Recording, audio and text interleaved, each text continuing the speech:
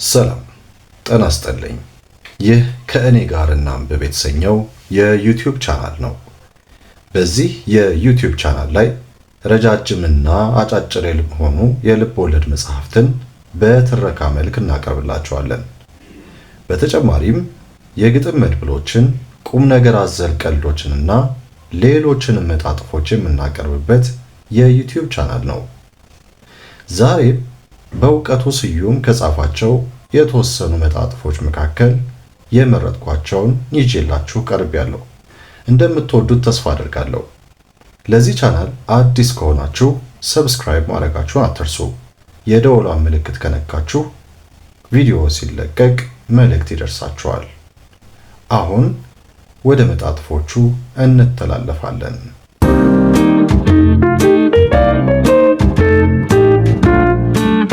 እየተቀራረጽን በእውቀቱ ስዩም።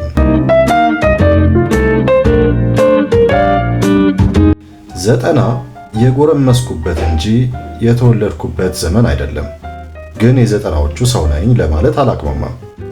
የኔ ዘመን የምንለው የተወደድንበትን እንጂ የተወለድንበትን አይደለም ይል ነበር ምዑዝ። ዘጠና እውነትም ገራሚ ዘመን ነበር። ለመጀመሪያ ጊዜ ከአዲስ አድማስ ጋዜጣ መጣጥፍ ጽፌ 30 ብር ተከፍሎኛል። ስነ ጽሑፍን ሙያዬ ብዬ የያዝኩት በይሁዳ በጀት ነው ማለት ነው። ያኔ ገንዘቡ አላልቅ ብሎኝ ማስቀመጫ ሁሉ ቸግሮኝ ትከሻዬ ላይ ሳይቀር ተጨማሪ ኪስ ለመስፋት ተገድጃለሁ። የምር በጊዜው ገንዘቡ በረከት ነበረው። የሚገርመው ያኔ የመዝናኛ ጊዜ እጥረት እንጂ የብር እጥረት ስላልነበር ይደገም ቅዳሜ የሚል ዘፈን ሁሉ ተዘፍኖ ነበር። አሁን ቅዳሜ ሲመጣ በጀታችንን ቁርሳችን ላይ ጨርሰን ቅዳሜ ራሱ ከወረፋው ቀድሞ የገባ እሁድ እየሆነብን ተቸግረናል። ድሮ ደመ በራድ ሰው ነበርኩ። አሁን ኑሮ ነው መሰል ሳር ቅጠሉ ያበሳጨኛል። ባለፈው አንድ ወዳጄ ከወገን ተደብቄ ቁርስ ከምበላበት ምግብ ቤት በፓራሹት ይሁን በአምባሳል ማርቆራጭ ገመድ አላወኩም ዱብ አለ። ከዚያ ቀለል ያለ ሳምቡሳ ያዛል ብዬ ስጠብቅ በከፍተኛ ጭካኔ 2 ተጨማሪ እንቁላል ያለው እንቁላል ፍርፍር በማዘዝ ቀልቤን ገፈፈው። ጭራሽ አስተናጋጁን ጠርቶ እንቁላሉ ግን የፈረንጅ ነው ያበሻ ብሎ ሲመራመር ራሴን መቆጣጠር አልቻልኩም። አንተ የዝላዊ ልጅ ቅርፊትና አስኳሊ ኑሮ እንጂ እንቁላሉ የአፍጋኒስታንስ ቢሆን ምን አገባ? አሁን አንጥሬ ሳላዳምጥ የቀረበልህን በልተ የጀጎል ግንብ ግንባርን እስኪመታ ድረስ ሸሽ ብዬ ገሰጽኩት። አኩርፎ ጥሎ ይሄዳል ብዬ ጠብቄ ነበር። እሱ ግን አኩርፎ መብላቱን ቀጠለ። የኑሮ ውድነቱ ያልቀየረው ነገር ቢኖር የመረዳዳት ባህላችንን ነው። ባለፈው አንድ አንጋፋ ተዋናይ ሚኒባስ አባረው ሲሳፈሩ የሚያሳይ ቪዲዮ ቲክቶክ ላይ ተለቆ ህዝቡ አዝኖላቸው የመኪና መግዣ እያዋጣላቸው ነው። ይህንን የተመለከተ አንድ ድህረ አንጋፋ ተዋናይ ጓደኛዬ ከቀበና ወደ መገናኛ የሚሄደው ሃይገር አውቶቡስ አስቁሞ ሲሳፈር የሚያሳይ ቪዲዮ አስቀረጸ። ባለሙያ ቀጥሮ ድሮን ሳይቀር ተከራይቶ በተለያየ አንግል አስቀርጾ ቪዲዮውን ወንድሙ አካውንት ላይ ጣለው። አሁን የእንግሊዝ ኤምባሲ መንገድ ዘግተህ የዲፕሎማሲ ጫና ፈጥረሃል ብሎ ፖሊስ በእግር በፈረስ እና በታንክ እያፈላለገው ነው።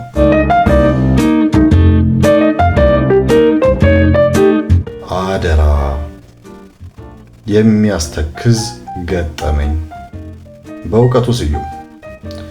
እኛ ሰፈር የጀበና ቡና የሚያፈሉ ሴትዮ አሉ። ጠና ያሉ አሮጊት ናቸው። ቡናቸው ገብስ ይበዛዋል። ያረረ በሶ እንደ መጠጣት ነው። ደግሞ በቡና ማንኪያው ቂጥ ጆሮአቸውን መጎርጎር ይወዳሉ። ግን ስለሚያሳዝኑኝ ይሄን ሁሉ ተቋቁሜ ቡና መሰሉን ነገር እጠጣላቸዋለሁ። በቀደም ያንን የቦንዳ ቡና እየተጋጥኩ በስልኬ ፖድካስት እጨፈጭፋለሁ። አንድ አጋፋ አርቲስት የሌለ እየተፈላሰፉ ነው። እንዲህ ሲሉ ሰማኋቸው። ከሰውነታችን ክፍሎች ሁሉ የቱ ይበልጣል ብትሉኝ ከእግርም ከእጅም ከአእምሮም ቂጥ ይበልጣል። ቂጥን የሚወዳደር ነገር የለም እያሉ ስለ ቂጥ ወሳኝነት ማተት ጀመሩ። እኔም ቡና መሳዩን ፉት እያሉ በአካል ከፊት ለፊት የተቀመጡ ይመስል እንደቀደቅባቸው ጀመር። አባ ምን ቅመው ነው ቂጥን ከአእምሮ ያስበለጡት? አሁን እርሶ ለሚያክል ሰውዬ አእምሮ የሁሉ ነገር መሰረት መሆኑን ማስተማር አለብኝ። ለምሳሌ ቂጦ ምድጃ ላይ ቁጭ ከማለት በርጩማ ላይ ቁጭ ማለት እንዲመርጥ ያደረገው አእምሮ ነው። የከተማ አብድ መሃል አስፋልት ዳር የሚጸዳዳው አእምሮ ስለማይሰራ ነው።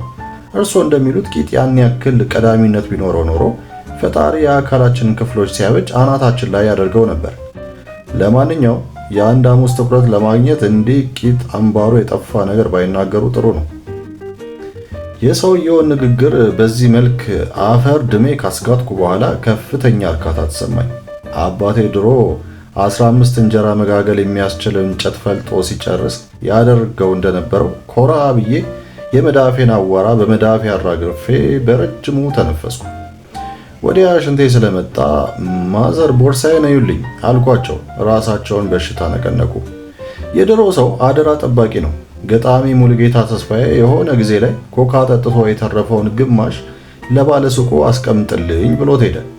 ከወራት በኋላ ሲመለስ ባለሱቁ ባደራ የሰጠውን ግማሽ ጠርሙስ ኮካ መለሰለት። አያሙሌም በዚህ ተገርሞ አንተን ነበር አገርን ባደራ መስጠት አለው ይባላል። በእርግጥ አያሙሌ ለባለሱቁ ኮካ ፈንታ ብሉ ሌብል ውስኪ ባደራ ሰጥቶት ቢሆን ኖሮ ውስኪውን መልሶ ያገኘው ነበር? አያሙሌ ራሱን ጨክኖ ውስኪ ባደራ ያስቀምጥ ነበር? እንዲህ እየተወዛገብኩ ከሽንት ስመለስ ቦርሳዬ በቦታው የለም። ማዘር ቦርሳዬስ አልኳቸው። አንዱ ይዞት ወደታች ወረደ። እዩልኝ አላልኩትም እንዴ አልኩ፣ ንዴቴ እንደ ኮሪደሩ መብራት እየተንቦገቦገ። ምን ያንጨረጭራል? እዩልኝ እንጂ አባረው ያዙልኝ አላልከኝ አሉና ማንኪያው ስላላረካቸው ጆሮአቸውን በቡና መቆያው መጎርጎራቸውን ቀጠሉ። ያየን የለም እንጂ ያላየነው የለም። በእውቀቱ ስዩም። ልጅ እያለን አንድ በሰፈራችን የታወቀ ገዜ የተባለ ተወዛዋዥ ነበር። የሆነ ጊዜ ላይ የ120 ፕሮግራም አዘጋጆች ደብረ ማርቆስ መጥተው ስለ ክልላችን የኪነ ጥበብ እንቅስቃሴ የሚዘግብ ፕሮግራም ሰሩ። በዚያ ፕሮግራም ውስጥ ገዜ ለ5 ሰከንድ አካባቢ ወዝወዝ ሲል ይታያል። ብልጭ ብሎ ይጠፋል ብንለው ይሻላል። ይህቺም ዝና ሆና ገዜ ሊጠቀምበት ፈለገ። በማግስቱ የከተማችን አንደኛ ቆንጆ ከገበያ ስትመለስ አስቁመው ሊጀነጅናት ሞከረ። ፊትም ጀርባም ነሳችው። አላወቅሽኝም? አላወኩም አለች ልጅቱ። ገዜ ቀብረር እያለ እንዲህ አለ፣ በሰፈራችሁ ቴሌቪዥን የለም መሰል። ለመጀመሪያ ጊዜ ቴሌቪዥን የገዛሁበትን ሁኔታ አልረሳውም። አልበላም አልጠጣም አልለብስም ብዬ የሸመትኩት ባለ 21 ኢንች ቲቪ ከአዲስ አበባ ወደ ደብረ ማርቆስ ሲጫን እንዳይሰበር እንደ እንቁላል በጭድ በተሞላ ካርቶን ውስጥ ተመስጎ ነበር። የከተማው ሕዝብ አሳዩን እያለ እንዳያስቸግረን ሰክተን እንደተጠለፈች የገጠር ሙሽራ በጠፍ ጨረቃ ይዘነው ገባን። ወንድሞቼና እህቶቼ ቲቪው ላይ በታላቅ ተመስጦ ተጣሉበት። ፓርላማ አይቀራቸው፣ ዜና አይመክታቸው፣ ሜትሮሎጂ አያልፋቸው። አብሬያቸው ስመለከት አመሸውና እንቅልፍ ክንብል አረገኝ። እኩለ ሌሊት ላይ የቲቪ ፕሮግራሙ አልቆ ስክሪኑ እሽ በሚልበት ሰዓት ሞሴ የተባለው የመጨረሻው ታናሽ ወንድሜ ትከሻዬን አርገፍግፎ ቀሰቀሰኝ። ምን ፈለግ እስለው፣ ቴሌቪዥኑ ተሰናክሏል፣ ተነስተ ጠግንልን። አሁን እያንዳንዱ ሰው መዳፉ ላይ ስክሪን አለ። የቱን አይተን የቱን እንደምንተው ግራ ገብቶናል። የድሮ ሰው ጥሞና ነበረው። ቪክቶር ሂዩጎ የተባለ ደራሲ አንድ ስዕል ለማጣጣል 1 ቀን ፈጅቶበታል ይባላል። አሁን ሁሉም ሰው በየቤቱ የሚታይ ነገር ያመርታል። ማን ታይቶ ማን ይቀራል? እስከ ቅርብ ጊዜ ድረስ የሳንቲም ተመጽዋጭ ብቻ ነበር ያለው። አሁን የትኩረት ተመስዋጭም ተፈጥሯል። በፈጠራችሁ ይህን ቪዲዮ እንዳታሳልፉት ብሎ አንጀት በሚበላ ድምፅ የሚማጸን ማየት ተለመደ። መኖር ዓይንን ለማስገበር የሚደረግ ግብግብ ሆኗል። መሳሪያው በየአይነቱ ይወለወላል። እንግዳ አለባበስ፣ ወጣ ያለ መፈክር፣ ብዙ ጥቅም ላይ ያለ ጠገራ ስድብ ታጥቀው የሚሰለፉ አሉ። በተቃራኒው የሥነ ምግባር ወኪል፣ የትውልድ ተቆርቋሪ፣ የባህል በረኛ ሆነው የሚጫወቱም አይጠፉም። ለጊዜው ከሁለቱም ወገን ያልሆነው ተርታችን እስኪደርስ ያየን የለም እንጂ ያላየነው የለም በሚለው የጠቢቡ ወያላ ጥቅስ ተጽናንተን ከፈንድሻው ቃም ቃም እያደረግን ግብ ግቡ ግን በተጽዕኖ እንመለከታለን።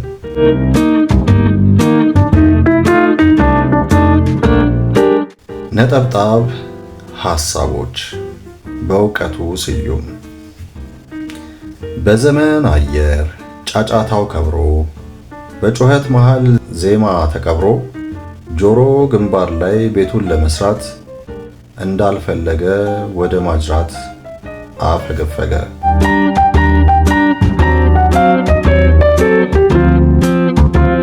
የመሶቡን ወግ ፌስታሉ ወርሶት ለምለሙ እንጀራ ረድኤት አንሶት ቢጎርሱት እንባ ቢውጡት ብሶት።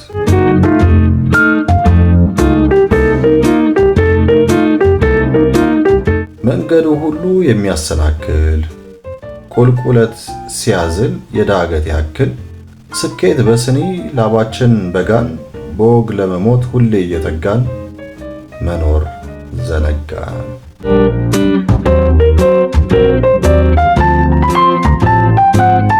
ሰሞነኛ በእውቀቱ ስዩም።